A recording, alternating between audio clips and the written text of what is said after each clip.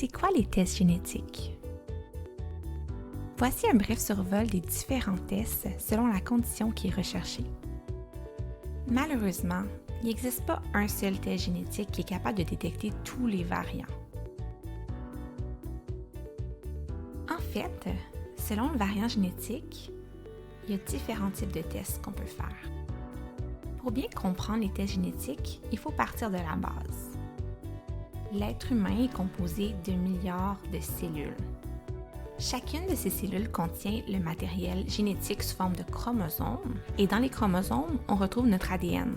Les 46 chromosomes contiennent plus de 22 000 gènes. On compare souvent nos chromosomes à nos livres de recettes et nos gènes à chacune des recettes, qui est importante pour le développement de l'humain.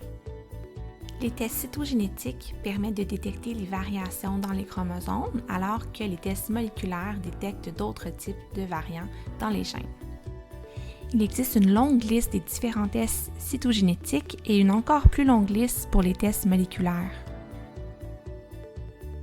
Avec le karyotype, on peut détecter des anomalies de grande taille comme la trisomie 21 ou une délétion partielle d'un bras du chromosome, et aussi des anomalies de structure comme une translocation.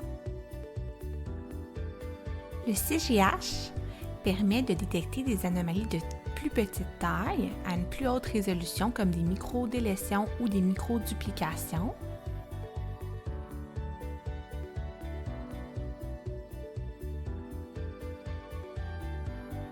Le test moléculaire le plus fréquent est le séquençage. Différentes technologies sont utilisées pour faire le séquençage, mais en gros, ça nous permet de lire la séquence de l'ADN. On peut rechercher un variant spécifique ou bien séquencer le gène complet.